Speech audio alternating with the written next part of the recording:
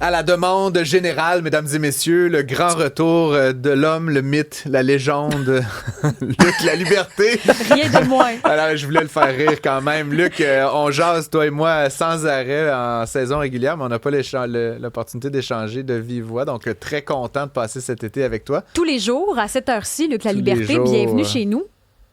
Ben écoute, je suis particulièrement content parce que comme Francis y réfère, nous sommes des complices depuis déjà au moins 2 ou 3 ans. Et Isabelle, j'étais bien content d'avoir la chance d'échanger avec toi. C'est un privilège que de passer l'été en aussi bonne compagnie. Et je ne crois pas que c'est la matière qui va manquer, surtout pas. Non, effectivement. Enfin, donc... Francis va travailler. Merci d'être là, Luc. Politique américaine, donc Dieu sait que ça fait réagir ces sujets-là. On commence peut-être avec ce fameux combat là, qui doit peut-être se tenir sur les terrains de la Maison-Blanche. Les images ont beaucoup circulé sur les médias sociaux. Ça ne fait pas plaisir à tout le monde, Luc. Non, écoute, il y a même un recours qui a été déposé devant les tribunaux. Donc, on poursuit en fait 2 entités, le département de l'Intérieur et en même temps les parcs nationaux. C'est le projet qui est vanté, loué, donc encensé par Donald Trump. C'est le fameux projet, entre autres, on parle de l'arène puis de ce qu'on appelle The Clock, cette espèce d'arc qui va éclairer les combattants. Donc, c'est ce que Donald Trump a comparé à la Tour Eiffel en disant on ne pensait pas que ça allait être permanent à la Tour Eiffel et finalement, regardez, on fera peut-être ça, nous, avec notre arène pour la UFC. Toujours est-il donc que ce n'est pas à l'administration elle-même, directement Donald Trump, à qui on s'en prend, mais bien aux parcs nationaux et au département de l'Intérieur. Et ce qu'on dit, c'est que d'abord, les permis qui ont été obtenus sont illégaux. Et ce qu'on allègue, c'est illégal parce que c'est une entreprise privée à qui on permet finalement d'accéder à des terres publiques, ce qui est finalement le parterre de la Maison-Blanche. On dit il y a eu, c'est-à-dire absence d'évaluation environnementale. Ce n'est pas une célébration du 250e, c'est plus la UFC qu'on célèbre et le 80e du président, ce qui est vrai. Et l'autre chose qui a fait énormément réagir, et on a échangé là-dessus récemment tous les deux, c'est des allégations de corruption. C'est-à-dire que Donald Trump a investi pour 50 000 $ dans des actions de TKO qui finalement gèrent ou possèdent la UFC. Donc, on dit, c'est mettre de l'argent dans les poches de Dana White, qui est un proche du président, et le président risque également de faire bénéficier ses actions de ce combat-là. Et c'est pour toutes ces raisons qu'on a remis le dossier entre les mains d'un juge, le juge Mehta. Donald Trump ne manquera pas de nous rappeler qu'il a obtenu son poste grâce à une nomination d'Obama. Mais c'est le juge Mehta qui a la patate chaude à 6 jours du combat. Est-ce qu'on pourrait l'interdire finalement? Est-ce que ça se pourrait que ça n'ait pas lieu, selon toi? Écoute, je pense que les motifs de la poursuite sont sérieux, c'est intéressant, ça mérite qu'on s'y arrête. Est-ce qu'un juge va oser, à 6 jours d'un événement qui a déjà déplacé 600 quelques tonnes de matériel, est-ce qu'il va oser mettre ça sur pause?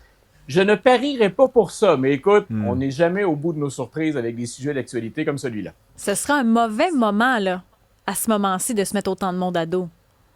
Ah, ce serait spectaculaire parce que les gens se sont habitués maintenant à voir cette arène devant la Maison-Blanche. C'est énorme, c'est gigantesque et tout est en place, là. On s'apprête à le faire. Et les travaux aujourd'hui continuent alors qu'on est devant les tribunaux. Donc, il y a énormément de pression. Puis, bien sûr, Donald Trump n'hésitera pas de son côté à mettre tout son poids dans la balance. Je vais quand même dire, ça clash avec le look très classique de la Maison-Blanche, cette espèce d'armature de métal et tout ça. C'était un peu particulier. Je pense pas qu'on ait jamais vu ça, hein, Luc, avant? Je ne compte plus le nombre de fois où je suis allé à Washington pour le travail ou pour le plaisir. Et je ne reconnais pas Washington autant dans les intentions du président que dans l'architecture. Allez voir les images pour ceux qui aiment les concepts, qui ont un peu de perspective, de mémoire, de culture. Allez voir le bleu de la piscine Donald Trump devant le monument d'Abraham Lincoln. On a changé la signification profondément. Et la Maison-Blanche, on a rasé l'aile Est, tout le monde s'en souvient. Et là, il y a ce gigantesque parterre de lutte qu'on a installé. Le 250e, il fait pas mal Donald Trump, plus que indépendance américaine. Je suis personnellement moyennement fan de UFC, mais mon frère Vincent ne démord pas de ça. Mais ça fonctionne, la lutte, c'est un peu du théâtre, c'est un peu ça qu'on vit à l'occasion. Non, Et Isa, l'histoire américaine est une longue lutte, donc pourquoi pas la UFC? Il y a plein de liens. Ouais. Et je ne bouderai pas mon plaisir. Mon problème, c'est pas la nature de l'activité comme comment on a procédé. Et c'est souvent là que Donald Trump commet ses erreurs. Quand il en commet, c'est souvent moins l'idée que sa façon de la gérer ou de la mener à terme. Luc, éloignons-nous de Donald là, un petit instant. On en parle quand même plus souvent qu'à son tour. Pour revenir plus près de nous, Graham Plattner, qui est un élu, enfin un futur élu peut-être, démocrate, mais qui est dans l'eau chaude. Raconte-nous un petit peu l'histoire là, autour de ce scandale. Est-ce que c'en est un vraiment? Qu'est-ce qui se passe là, du côté de cette C'est une histoire qui est intéressante et c'est une très belle patate chaude, un beau cas de réflexion morale et éthique pour les démocrates. Le même, bien sûr, avec lequel on partage une frontière, destination historique, touristique pour nombre de Québécois, dont je suis. Donc, on a une chance cette année pour les démocrates d'effectuer des gains au Sénat, assez pour reprendre la majorité, le contrôle du Sénat. Mais ça passe absolument par une victoire au Maine. Et la sénatrice sortante, Susan Collins, elle tire de l'arrière face à un candidat démocrate dont l'establishment ne voulait pas. C'est une drôle de bébite, Graham Plattner. Il exploite une ferme d'huîtres, donc c'est un ancien Marine, il a combattu, il a fait tous les entraînements nécessaires. Mais depuis qu'il est revenu aux États-Unis, dans les dernières années, il se démarque pour nombre d'histoires personnelles ou de déclarations très controversées, entre autres pour ce tatouage qu'il arborait, qui est littéralement un symbole nazi, qu'il aurait pleinement assumé avant de se lancer en politique. Et voilà donc qu'il s'impose chez les démocrates. L'establishment ne l'aime pas. Il est quand même dans la course, mais c'est le supplice de la goutte pour les démocrates parce que chaque journée, c'est un nouveau scandale. Et le plus récent, ce sont des messages par texto, donc des sextos, à forte teneur sexuelle. Et pour les démocrates qui habituellement tassent rapidement les cas problématiques, tasser Graham Plattner, c'est se mettre devant un potentiel échec.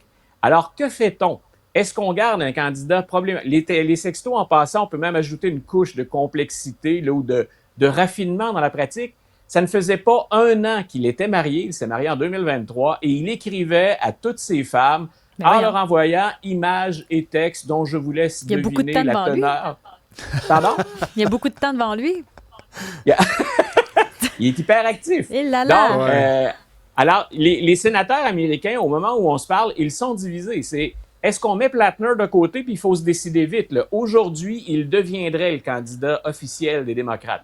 Donc, avec de bonnes chances de gagner malgré tout. Là, il est quand même apprécié des électeurs, ce qui est un peu le paradoxe dans tout ça. Tout à fait. Voilà. Et là où je dis que c'est une patate chaude, c'est qu'autant on critique tous les scandales républicains, incluant ceux de Donald Trump, là, on s'apprête à fermer les yeux sur ceux de Plattner parce qu'on se dirige vers une victoire. Et c'est là où je dis, c'est une boîte à surprise, Plattner. Attendons la suite. Il nous reste 2 minutes, Luc. Je sais ta capacité de synthèse. On voulait t'entendre sur cette affaire, c'est pas une affaire, mais sur cette popularité fulgurante et très soudaine sur X, notamment, et ailleurs, du fils de Joe Biden, Hunter Biden, qui est devenu un genre d'icône numérique là, dans les dernières semaines. En fait, c'était le talon d'Achille de Joe Biden, un peu. Et c'est comme l'inversion. Il est revenu sur les réseaux sociaux en mai, effectivement. C'est ce qu'on voit circuler partout, là. Moi, j'ai longtemps déclaré, soutenu que Joe Biden contribuait lui-même à sa chute ou au caractère impopulaire de sa présidence en surprotégeant continuellement son fils. Il a gracié on peut son comprendre fils. Le geste. Voilà, mais on peut comprendre le geste du père. Celui du président ou du politicien, c'était moins habile. Mais voici la réponse d'Hunter Biden qui a été l'épouvantail agité par les républicains pendant toute la présidence, donc Biden. Hunter revient et plutôt que d'aller vers des médias qui lui seraient plus sensibles ou qui seraient généralement plus accueillants, il est allé littéralement en terrain MAGA ou républicain très partisan de Donald Trump et il est allé avec une touche d'humour, beaucoup de modestie, reconnaissant ses problèmes personnels, expliquer ce qu'il considère être des failles du système. Et ce qui étonne chez les républicains, c'est qu'à certains républicains, maintenant, il plaît. Il y a même une partisane ou une ancienne partisane du président, Candace Owens, qui dit « J'ai été dur avec toi et je te pardonne ». Quand Candace Owens se retourne aussi rapidement que ça pour dire à Hunter Biden j'aimerais que tu me pardonnes. Je m'excuse des propos que j'ai tenus à ton endroit. Disons que Hunter Biden n'embête plus que les démocrates en raison de la controverse, puis on aimerait passer à autre chose. Mais là, il enquiquine un peu les républicains qui constatent sa popularité sur les réseaux sociaux. Ce qu'il faut rappeler d'Hunter Biden, pour ceux qui n'ont peut-être pas suivi dans les dernières années, problème de dépendance à la drogue, problème avec la fiscalité, s'est mêlé de ce qui se passe en Ukraine. Son père a fini par le gracier à la fin de son mandat. Donc, il y a quand même un long curriculum vitae derrière lui. Là. Oui, puis une chose intéressante, Isabelle, c'est que les républicains, puis avec raison, critiquaient Hunter Biden, disant « Tu as bénéficié de la notoriété de ton père pour mener de bonnes affaires, pour t'enrichir ou au moins avoir des salaires qui ne correspondaient pas à tes compétences réelles. » C'est facile pour Hunter Biden maintenant de dire « Oui, mais combien de milliards les enfants de Donald Trump se mettent dans les poches présentement et vous êtes venu me chercher pour quelques centaines de milliers de dollars. » C'est là où ça risque d'embêter les républicains, mais en même temps, ça contribue à rendre les électeurs encore plus cyniques qu'ils ne l'étaient auparavant. Luc La Liberté, merci beaucoup d'être avec nous tout l'été. Ça va être un grand plaisir de jaser de politique américaine avec toi. On te laisse aller. Isabelle, je voulais quand même 2 minutes là, rapidement, mais parler de ça, cette idée de rédemption en politique. Hunter Biden qui, comment dire, un dépendant à la drogue, qui revient dans l'espace public et qui soudainement est aimé. Ça rappelle quand même pas mal d'histoires et ça pose quand même une question intéressante. Tu parlais de rédemption sur l'espace public. Je pense qu'on a la rédemption à géométrie variable. On va être très tolérant pour une personnalité, moins pour d'autres. On le voit dans tout ce qui a trait les violences, voire sexuelles aussi. Là, on parle d'un cas de consommation de drogue. Mais je pense qu'on est très géométrie variable puis on n'est pas capable. On a de la difficulté, au fait, je vais le dire comme ça pour nuancer, mais c'est un sujet qui est difficile et sensible sur la place publique. C'est comme si automatiquement, il faut être pour et contre. Et dès qu'on prend un camp ou l'autre, on devient ennemi et on s'arrache nos chemises sur le corps, là, moi, je trouve. J'ai comme l'impression qu'il y a une petite clé qui est comme l'authenticité là-dedans. Là. On a vu ces espèces de grands retours, mais que ça sonnait un peu... mais c'est je dur. M'excuse. Oui, mais ce que je veux dire, c'est que lui, en tout cas, dans le cas de Hunter Biden, on sent que le fond est bon. Là, puis mais c'est difficile de se dire ça parce qu'on ne les connaît pas personnellement. Qu'est-ce qui est de l'authenticité, puis qu'est-ce qui est une campagne de relations publiques. Mais c'est très difficile de distinguer le vrai du faux. Oui, tout à fait. En tout cas, on en reparlera de ça, Hunter Biden probablement un peu plus tard cet été. Son retour va-t-il durer? Est-ce que c'est une bonne stratégie? Est-ce que c'est quelqu'un qui va réussir peut-être à faire vaciller certains républicains puis les ranger du côté? Il est plutôt démocrate, finalement, Hunter Biden, je pense. Puis là, il utilise l'humour sur X, anciennement Twitter, mais il faut aussi donner une deuxième chance si la démarche, elle est bonne. Encore une fois, c'est un sujet qui est très, très sensible et Hunter Biden, je ne le connais pas personnellement. Alors, l'avenir nous le dira. L'avenir nous le dira. Ce qui fait aussi réagir dans l'actualité, les parcomètres. Est-ce qu'il y a trop de parcomètres dans les différentes régions du Québec? 1-877-827-2346, 1-87 Cube Radio.